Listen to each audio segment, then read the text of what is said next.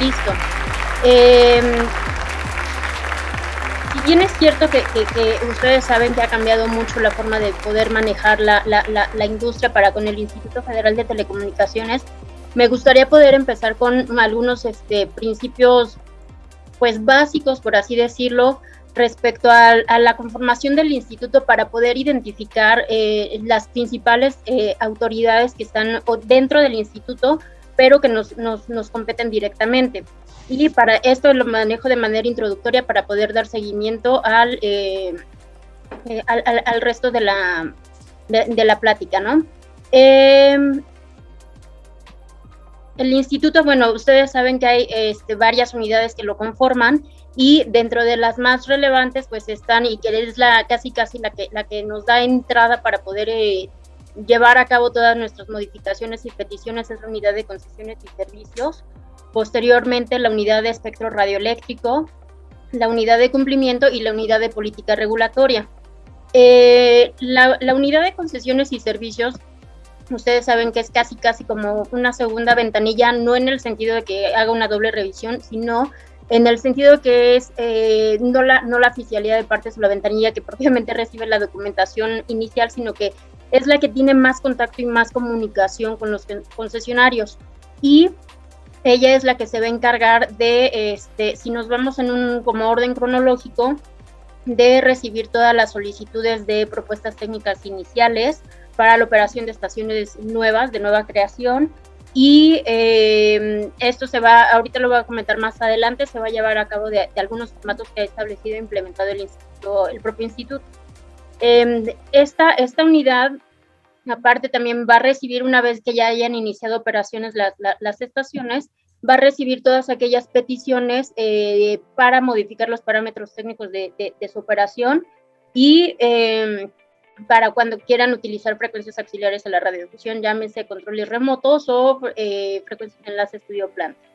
Digamos que esta unidad es quien se encarga en una primera ocasión de revisar de que toda la solicitud esté debidamente integrada, que tenga toda la información tanto legal como técnica, y una vez teniendo esto, ya la turnará a la unidad de espectro radioeléctrico, pero en caso de que no sea así, de que falte algún documento, algún dato por precisar a juicio y consideración de la propia unidad, pues se emitirá un requerimiento donde se presente esta información.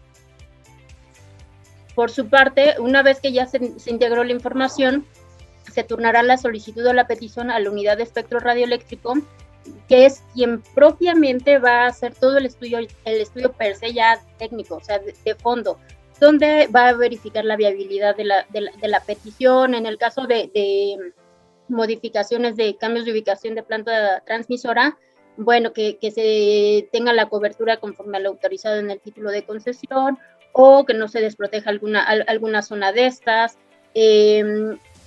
Va a llevar a cabo el análisis para el caso de alguna de las nuevas frecuencias para los programas anuales de frecuencias que en teoría que se licitan cada año o que se pretende licitar cada año. Bueno, esta unidad es la que hace todo el estudio técnico para verificar qué localidades tienen posibilidad en disponibilidad de espectro para poder poner a disposición de algún solicitante la frecuencia, ¿no? Y que esta, si es comercial, se licita, o si es para uso social, pues legalmente se llama asignación directa, pero no opera de tajo así. Sin embargo, pues bueno, esa es la forma en la que lo identifican, ¿no? También cuando se pretende, cuando fue la transición de AM por FM, dentro de los acuerdos o de las resoluciones que otorgaban esa autorización, se estableció que las estaciones debían de llevar a cabo transmisiones simultáneas AM y FM por un año, y a la conclusión de este año tendría que devolverse la frecuencia de AM, siempre y cuando, y aquí es donde entra justamente esta unidad, no se quede desprotegida la zona de cobertura que tenía la M, es decir, sí, y esto es un criterio que nos llama muchísimo la atención, porque entendemos el punto del instituto, porque ellos dicen, oye, así sea una sola persona que se queda sin cobertura en caso de que tú devuelvas la M, porque sabemos que las FM, su potencia y su cobertura es más limitada, entonces no tiene los alcances de una M, pero dicen, oye, si tu frecuencia de AM, si tú la pagas y queda alguna localidad, y nos ha pasado, o sea, por 3 personas, literal 3 personas que quedan sin servicio, ordenan continuar la operación simultánea en AM y en FM. Entonces, esta unidad es la que hace justamente ese estudio, ¿no? Ver que en ninguna localidad se quede desprotegida sin servicio. Y no propiamente nada más por este concesionario, sino que realmente se identifique que ninguna otra estación o que ningún otro servicio de radiodifusión, ya sea televisión o radio, no preste servicios en esa localidad. O sea, el chiste es de que si nadie, si no se recibe ningún servicio de este tipo, entonces la obligación sí es continuar con ello, pero esto es bajo mandato del propio instituto y previo al análisis de esta unidad. Con relación, bueno, una vez que esta unidad hace su estudio, manda el mismo, las conclusiones del mismo a la unidad de concesiones y servicios, que como les decía, pues tiene más contacto y más cercanía con los concesionarios. Entonces, una vez que devuelve su opinión técnica o su resolución, ya le dice a la unidad de concesiones y servicios, oye, si es viable, no es viable, es factible, dependiendo de las necesidades técnicas que se vayan a solicitar, bueno, ya se hará el estudio correspondiente. Por cuanto hace la unidad de cumplimiento, yo tengo una frase que creo que puede servir de mucho en cuanto a prevención, no resolución. Y esto quiero decir, muchas de las veces, digo, hemos actuado sobre atender el problema, pero nunca nos preocupamos por prevenir el problema, que para cuestiones de todo tipo, tanto técnicas como legales, considero que es más, pues inclusive está más económico en cuanto a tiempos y en cuanto a costos el prevenir que el resolver el problema. Sé que atiende muchas consideraciones, pero sí es pues una opción el poder llevar a cabo este cambio de forma de atender las situaciones, ¿no? Previniendo, a lo mejor, no sé, haciendo unas mini auditorías técnicas, inclusive legales, donde me den el reflejo del estatus en el que estoy. O sea, ver si yo estoy operando con parámetros técnicos, si tengo toda mi documentación técnica necesaria, si tengo mis equipos registrados, o sea, ese tipo de acciones que al final del día el instituto pues tiene todas las facultades para llevar a cabo esa supervisión y esa verificación. Pero si yo tengo bien identificados cuáles son mis problemas y lo puedo atender de manera pronta, obviamente sin modificar parámetros técnicos que no tengan autorización, sino de conformidad con lo que yo tengo autorizado, poder resolver, ¿no? A lo mejor pues alguno de mis medidores o de mis equipos está fallando, pues le doy mantenimiento, ¿no? O sea, esas acciones, pequeñas acciones, la verdad es que pueden resolver o prevenir grandes problemas, ¿no? Que al momento, no sé, de una visita de verificación, pues es actuar así, en el momento. Entonces, la idea y la intención, pues, es que cuando llegue la autoridad a la planta, a las instalaciones, pues yo tenga todas las herramientas necesarias para atenderlo, ¿no? Sin necesidad de entrar en pánico o de poder no estar reflejando lo que realmente está autorizado. Entonces, si nosotros llevamos este tipo de acciones preventivas, creo que pueden funcionar bastante bien. En ese sentido, también pues esa unidad tiene la facultad de llevar a cabo requerimientos de 2 maneras. A través de las visitas de verificación, que es justamente llegar a las instalaciones de la radiodifusora, ya sea en los estudios y o en la planta transmisora, para pedir una cuestión en particular, ¿no? Revisar una cuestión en particular. Y aquí me gustaría poder hacer un paréntesis en el sentido de que qué se debe de verificar o qué deben de tomar en cuenta ustedes al momento de que llega un verificador de parte del instituto. Es muy importante que ellos lleven un oficio donde les están ordenando y donde se señale el nombre de las personas que van a atender y a realizar la verificación. Si no llevan ese oficio, pues no están facultados para hacerlo. Ese oficio, insisto, debe ser ir en original y debe indicarse el nombre de las personas que llevarán a cabo esa verificación. Y van a llevar otro documento, que ya es propiamente la orden, donde se especifica cuáles son los puntos a revisar, cuál es el objetivo de esa visita de verificación. Lo que nos hemos dado cuenta es que termina siendo muy general los objetivos que ellos ponen, es decir, pues verificar que se encuentren cumpliendo con los parámetros, operando con los parámetros técnicos autorizados. Sí, pero ¿qué quieres ver en particular, no?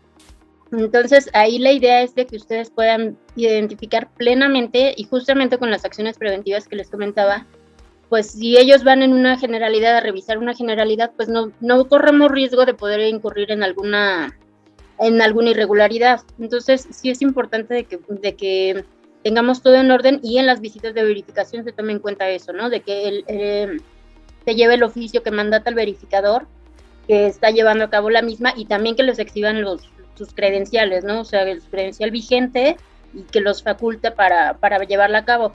En caso de que ustedes tengan alguna duda de que si es la persona o no adecuada, pueden checar en el portal del instituto que esa persona esté registrada como verificador para que pues también eso les dé certeza y seguridad de que es la persona correcta que están enviando, ¿no? Para evitar suplantaciones de identidad o algún otro tipo de circunstancia de riesgo, ¿no?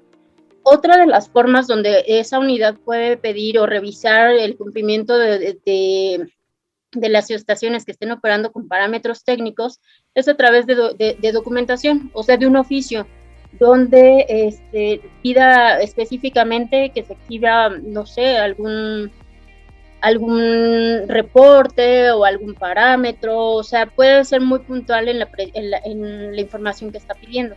En este caso, pues normalmente dan 10 días para poder atender 10 días hábiles para atender el requerimiento.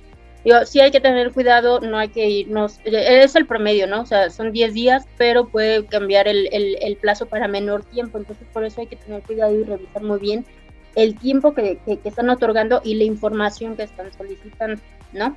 De igual manera, si ustedes llevan como un control, un registro de, bueno, pues en estas partes técnicas las tengo tanto en mi planta transmisora como en mis estudios, pues es más fácil poder tener todo a la mano y poder cumplir en tiempo y forma con los requerimientos que llegue a hacer esta unidad de cumplimiento. Por cuanto hace a la unidad de política regulatoria, es una unidad que tiene poco movimiento o poca relación directa con el concesionario, sin embargo es muy relevante porque es quien está detrás para el estudio de nuevas disposiciones técnicas, hace planes técnicos fundamentales, es quien elabora los lineamientos, o sea, las disposiciones técnicas que tenemos y que son aplicables a radiodifusión, bueno, todas las disposiciones, tanto de telecomunicaciones como radiodifusión, la unidad de política regulatoria se encarga de hacer pues el estudio correspondiente y someterlo al pleno para que se apruebe, pero es quien digamos, quien maquila la idea y el pleno aprueba. Entonces ellos son bastante importantes para todos los documentos que nos van a regular como industria, técnicamente hablando. Ahora, ya entrando propiamente a la plataforma del instituto, con relación a los acuerdos que se publicaron en 2019, pues la intención del instituto es pues ser más ágiles en algunos trámites, tener pues una mayor facilidad en la identificación de lo que se quiere hacer, pues para eso han emitido formatos y con esto hacerlo más práctico y en cierto modo pues agilizar los tiempos, ¿no? Eso es la intención, eso se queda hasta ahorita en una intención porque no todos los trámites están, o no todas las solicitudes están previstas en formatos, solamente algunos. El instituto tiene la idea y pretende hacerlo y no creo que diste mucho de ello, ir transformando y habilitando varias de las solicitudes que se realizan o varios de los trámites que se realizan ante ellos de manera digital, o sea, migrar ya de un modo presencial que se tenía antes a un modo digital, pues casi en su 100%. Entonces, desde mi punto de vista, considero que no es mala idea, sin embargo, sí estamos en una etapa muy experimental donde todavía tenemos, pues muchas de las actuaciones son de manera física y pocas son las que están de manera digital.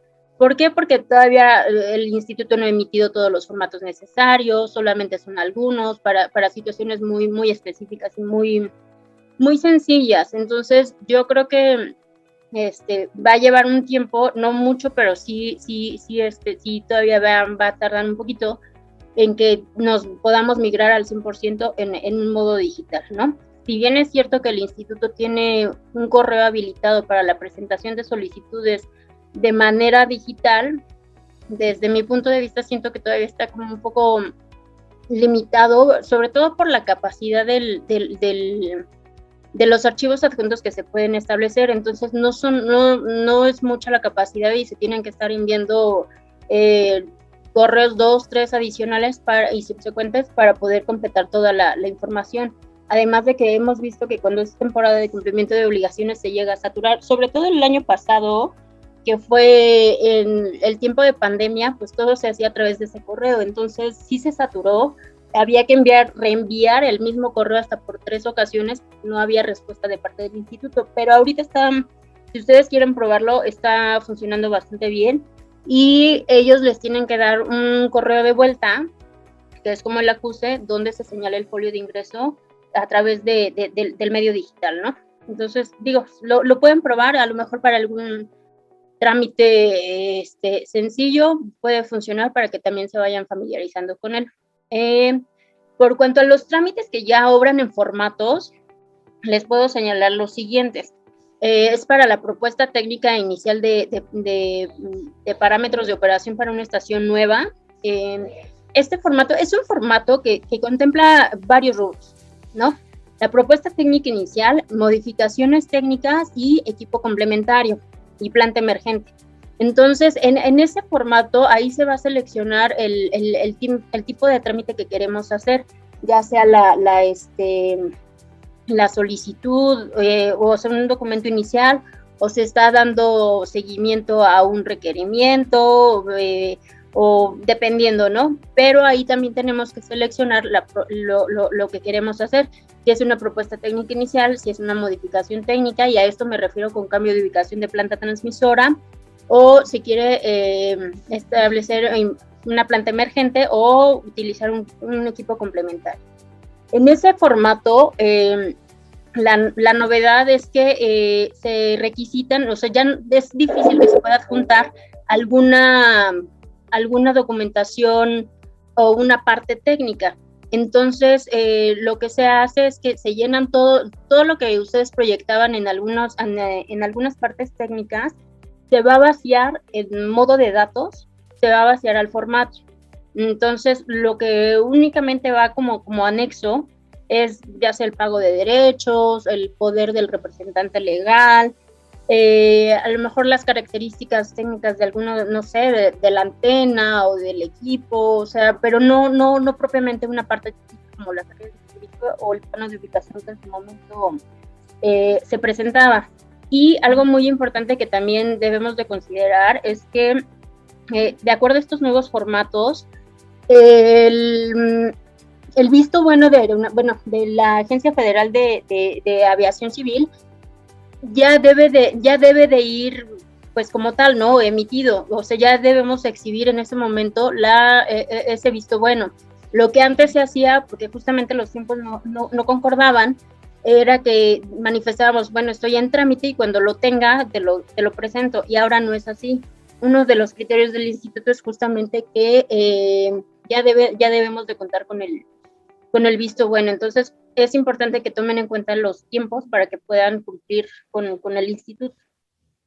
Otro de los formatos que estableció el instituto es la solicitud de frecuencias de enlace, solicitud de modificación de frecuencias auxiliares a la radiodifusión, ya sean enlaces de estudio planta o control remoto, el reporte de fallas de televisión, y este reporte sí es importante que ustedes sepan que una vez que se presenta la situación de suspensión de transmisiones, que se hayan suspendido las transmisiones, o bien que hayan, no sé, operado por alguna circunstancia de emergencia con menor potencia, se presente ese formato para reportarlo después de dentro de los 3 días hábiles siguientes a que se presentó la falla. Si lo presentan después, es un riesgo porque el instituto lo puede considerar como extemporáneo. Entonces, esa extemporaneidad puede generar algún tipo, en un sentido muy estricto, pero sí es posible que el instituto puede iniciar algún procedimiento por el aviso extemporáneo. Entonces sí es importante que en cuanto se presente la falla, utilicen el formato y dentro de los 3 días hábiles siguientes puedan presenten el reporte correspondiente. Igualmente cuando reanuden, o sea, si es a lo mejor una falla de 2 horas, pues y se reanuda en el mismo día, bueno, ahí se precisará en el formato, pero si no, en cuanto reanuden, si tardan más tiempo, en cuanto reanuden, pues presentar igualmente el formato de la manera más pronta posible. Y el otro formato es el acceso a la multiprogramación. Este formato lo menciono porque si bien es cierto que no es meramente técnico, pero sí tiene datos muy específicos, muy puntuales, con los cuales hay que tener cuidado al momento de manifestarlo. Entonces, no es aplicable a todos, solamente a aquellos que quieran utilizar esta modalidad de multiprogramación, pero sí es importante que con base a los lineamientos establecidos por el instituto, se tomen en consideración los parámetros técnicos mínimos que se señalan ahí para poder llevar a cabo este tipo de operación. Ahora bien, como les comentaba, ¿qué información llevan estos trámites? Bueno, pues las partes técnicas en los formatos ya no van. Se pueden presentar en anexos, pero no, el mismo formato no, si cumplimos estrictamente con el formato, pues no da esa opción, pero pues se puede presentar de manera, o sea, adicional y no, tampoco es que esté prohibido, entonces sí se pudiera presentar. Irían como anexos y en un sentido muy apegado al formato, pues ya no lleva la firma de los peritos, pero sí toda la información que ustedes elaboren en las partes técnicas iría respaldada y asentada ahí. La modalidad ahorita, pues como les comentaba, está física, que es a través de la oficialía de partes en la sede principal del instituto, y de manera digital a través del correo electrónico. Yo le sugiero, digo, nosotros como abogados, pues siempre el derecho mexicano es muy tradicional y es muy de papel. Entonces, llevar a cabo esa transición a veces cuesta trabajo, pero no es mala idea. O sea, ustedes yo les recomiendo que lo intenten hacer de manera digital y también puede agilizar los trámites. Y más por temporada de pandemia, a veces las notificaciones no son tan... No se pueden llevar de manera tan inmediata, entonces de una manera digital fluyen más las cosas y las resoluciones por parte del instituto, porque igual cuando ellos les notifiquen alguna resolución, algún oficio, pues lo harán por correo electrónico.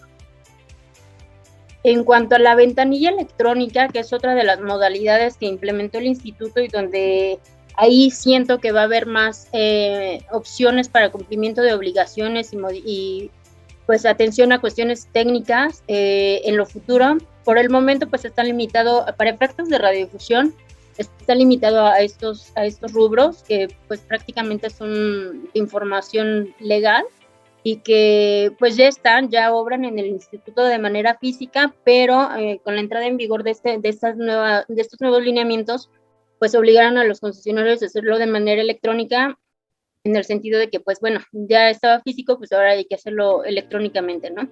Me refiero rápidamente a lo que es el registro del apoderado legal, el registro del domicilio para recibir notificaciones, las tarifas que establece cada una de las estaciones solamente comerciales, las que son para uso social o uso público no corresponde aplicar tarifas, el código de ética y el defensor de las audiencias. Pero como podrán darse cuenta, pues ahorita no hay ninguno que implique una información técnica, que no descarto que más adelante pueda haber. Ahora, me gustaría entrar a los criterios que va adoptando el instituto conforme a a algunos trámites o algunas solicitudes que presentan los concesionarios. En relación a las modificaciones de parámetros técnicos y la propuesta técnica, como les decía, el visto bueno de la FAC ya debe de ir incluido. Y aquí es importante porque cuando son estaciones nuevas, el instituto, cuando se otorga el título de concesión, ustedes tienen 60 días para presentar la técnica inicial. Sin embargo, si ustedes se dan cuenta, la FAC no resuelve en 60 días. O sea, suponiendo en un ejercicio, yo recibo mi título hoy, yo tendría que estar presentando mañana mi solicitud a la FAC y aún así no voy a cumplir con los 60 días. Entonces, sí es importante que tomen en consideración esos tiempos para que puedan puedan cumplirse, porque si no, en caso de que no se cumplan con esos 60 días, sí puede haber consecuencias inclusive muy, muy delicadas para que puedan afectar la concesión. Entonces sí es importante que en los tiempos. Con relación a los equipos transmisores, ya no se necesita la autorización como anteriormente, ahora simplemente se da un aviso en un equipo libre, en el sentido que se manifiesta: yo voy a utilizar este equipo en esta modalidad, y ya no es necesario dar mayor esperar a que ellos nos den respuesta para poder hacer el cambio o la sustitución o la operación de ese equipo. Pero ojo, esto nada más es en cuanto a registrar el equipo. Si ustedes, en el caso particular, y entro con el siguiente punto, de que vayan a utilizar un equipo emergente en una ubicación distinta a la planta transmisora principal, antes pues nada más se registraba el equipo y ya como tal, pero ahora el criterio del instituto es que se considera como una planta emergente, y ahí nos vamos a remitir al formato que les comentaba hace rato, y sí requiere el visto bueno de Aeronáutica Civil, bueno, de la FAC. Entonces, sí, ahí requiere de ciertos estudios para que también lo tomen en cuenta, porque aquí no nada más será registro del equipo. Si va a estar en la ubicación de la planta principal, bueno, no tienen problema y se registra como tal haciendo esa manifestación, ¿no? Que van a estar en el mismo lugar. Pero si son lugares distintos, sí requieren del visto bueno de AFAC y de información de cobertura, de áreas de cobertura, que se deberá sentar en el formato. Con relación al pago de los enlaces, ya lo habíamos platicado en alguna ocasión, pero creo que sí es importante mencionarlo, que el instituto, el área de cumplimiento se ha vuelto un poco más estricto, o mucho más estricto, para emitir las hojas de ayuda para el pago de los enlaces. Entonces, dentro de esas actividades de mini auditoría, sí es importante que ustedes lleven a cabo esa revisión de toda la documentación que tienen, que autorice o que avale que tienen autorizada el uso de la frecuencia. Y se los comento por lo siguiente. En días recientes el instituto empezó a hacer requerimientos de pagos de derechos de frecuencias que honestamente pues nunca se habían visto, ¿no? O sea, son frecuencias que no corresponden al área de radiodifusión, y que llaman mucho la atención y que están pidiendo pagar los últimos 5 años. Entonces ya se imaginarán las cantidades que están solicitando, ¿no? Porque aparte van con actualizaciones y recargos. Entonces sí es importante que ustedes hagan su mini expediente, o que hagan la revisión de todos los documentos que puedan avalar, para que en caso de que el instituto les requiera, pues tengan todo lo necesario para decir: mira, sí pagué, o no, esta ya no la uso, la devolví en tal momento, o nunca se me ha autorizado, ¿no? O sea, no, es una frecuencia que nunca he utilizado, pero sí con respaldo, sí con documentación, sí con elementos que puedan ser de acreditación para el instituto, y pues demostrar lo que se quiere decir, ¿no? En cuanto a la información técnica, legal y programática, pues bueno, ahí el formato ha sido el mismo que se ha utilizado desde 2013, no ha cambiado, y pues aquí nada más resaltaría que pues igual las pruebas de comportamiento sí, hasta ahorita sí se deben de seguir haciendo, ya no se presentan, pero sí se tienen que hacer. Entonces hay el apartado 3 particularmente de la boleta, o información técnica, legal y programática, establece una manifestación bajo protesta de decir verdad, o sea, esto es delicado, bajo protesta de decir verdad, de la fecha en la que se elaboraron y el nombre del perito que las elaboró. Entonces, eso nos obliga de manera inmediata a elaborarlas. ¿Por qué? Porque también la autoridad las puede requerir en cualquier momento. Entonces, ya sea en una visita de verificación o mediante oficio, de decir: oye, muéstrame tus pruebas de comportamiento, ¿no? Entonces, sí es importante que hasta ahorita las sigan haciendo. En cuanto al profesional técnico responsable, lo menciono rápido porque ya no es lo común, pero sí hay concesiones que todavía se rigen por el título de refrendo, que estaban en vigencia antes de que entrara la Ley Federal de Telecomunicaciones y Radiodifusión. Esos títulos de refrendo sí establecen la obligación de contar con un profesional técnico responsable. Los nuevos títulos, al amparo de la ley, de la nueva ley, ya no establece esa obligación. Entonces, para quienes quieran hacer esa renovación, pues nada más verifiquen, o sea, verifiquen la vigencia de los títulos, porque pues puede ser que ya no les sea aplicable y ya no tengan que hacer ese registro, porque inclusive ya el instituto ni siquiera lo contempla como una obligación, salvo, insisto, para los títulos de refrendo que todavía están vigentes. Aquí, en cuanto a las nuevas consideraciones para la información técnica, legal y programática, no hace mucho, hace como un mes más o menos, un par de meses, el instituto manifestó la intención que tiene para ajustar la información técnica, legal y programática. Y esto atiende a lo siguiente: tratar de ajustar el modelo. No ha salido, o sea, nada más se quedó ahorita como una manifestación de intención para reducir el formato de la información técnica, legal y programática bajo el argumento de que pues ya hay información que es reiterada y repetitiva, y es así, o sea, se cumple con otras obligaciones, pero dentro de ellas está el eliminar, y esto sí quiero ser muy claro, o sea, es meramente informativo, no es que sea un hecho, pero pretenden eliminar la presentación y elaboración de pruebas de comportamiento. Entonces, aquí sí es importante que cuando salga la consulta pública hecha por el propio instituto, pues participen, por todas las áreas participemos, tanto la legal y como la técnica, para manifestar lo que corresponde, porque al final del día las pruebas de comportamiento, ustedes saben que pues es un reflejo de la operación de la estación, ¿no? Eso nos da, en cierto modo, cabida para identificar si la estación está operando con los parámetros técnicos o no. Entonces, yo lo dejo nada más así, pero sí para que estén al pendiente cuando salga la consulta pública, pues puedan manifestar y expresar lo que a ustedes les corresponda. Este punto lo quiero tocar ya para finalizar y no excederme en el tiempo: las causas de revocación, pero por aspectos técnicos. Y esto sí es súper importante porque muchas veces, los tiempos se nos van muy rápido y por eso es importante preverlos.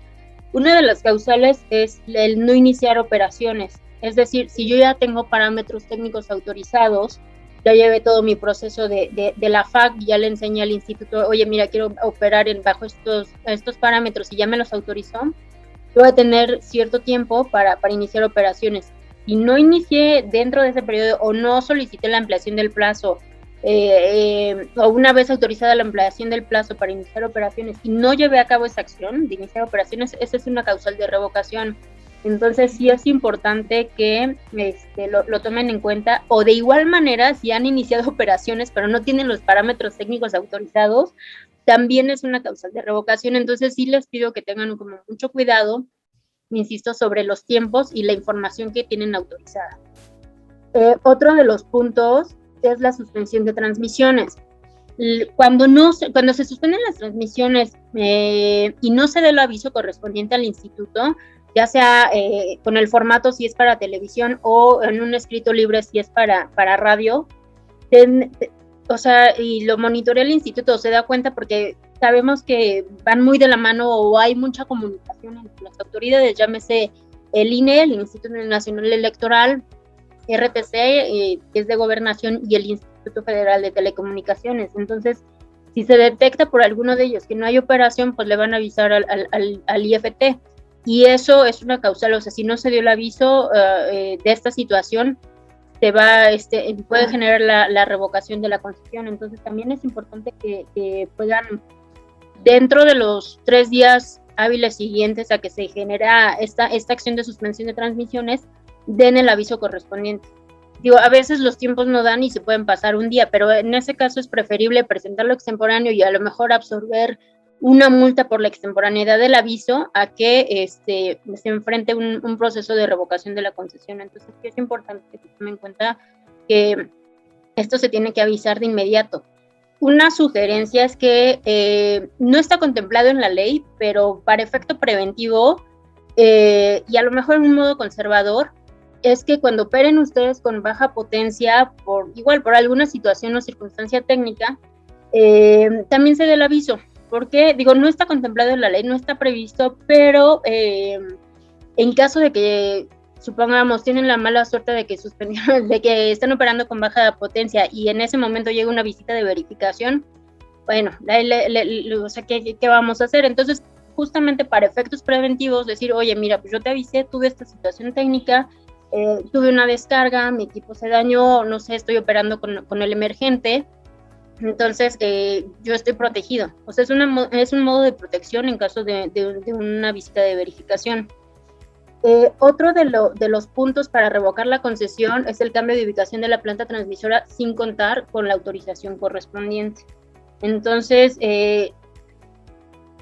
digo, aquí no tengo más que decir que, pues, contar con la autorización. O sea, si yo no tengo la autorización, va directo, o sea, es una causal directa de revocación de la concesión. Entonces, aquí sí siempre respetar el camino para la autorización correspondiente. Sabemos que es un trámite tardado. ¿Por qué? Porque pues van varias áreas o unidades del instituto involucradas para su emisión, pero es mejor que pues arriesgarnos a perder la concesión, ¿no? O sea, cada circunstancia, cada estación es diferente, pero sí es conveniente respetar ese proceso. El cambio de banda de frecuencia también es una causal de revocación, y esto se da mucho, sobre todo cuando se generan alguna interferencia, pues se hace fácil de decir, bueno, busco una, aquí la encuentro, me cambio, ¿no? O me cambio de AM a FM, o sea, no es así de fácil, es así también de igual manera se tiene que contar con la autorización correspondiente, y atendiendo a ello, pues entonces ya con los plazos que me dé el instituto y los parámetros que me dé el instituto, entonces ahora sí llevar a cabo ese cambio. Y finalmente, pues el pago de las contraprestaciones. Probablemente no sea un tema meramente técnico, pero sí sabemos que muchos están al pendiente de las empresas que representan. Entonces sí sugerimos que pues se verifique que todos los pagos de contraprestaciones estén al día, porque igual es una causa directa de la revocación. Y también yo metería ahí nada más, no es per se o propiamente una causal de la falta de pago o ausencia de pago de las frecuencias de enlace, no es de los derechos por el uso de frecuencias de enlace, no es directamente una causal de revocación directa, aclaro, directa, pero ante una interpretación del instituto lo pueden ajustar. Entonces, de igual manera yo los invitaría a que revisen, que estén al corriente por lo menos de los últimos 5 años, para que pues para que no vayan a tener alguna sorpresa o ante algún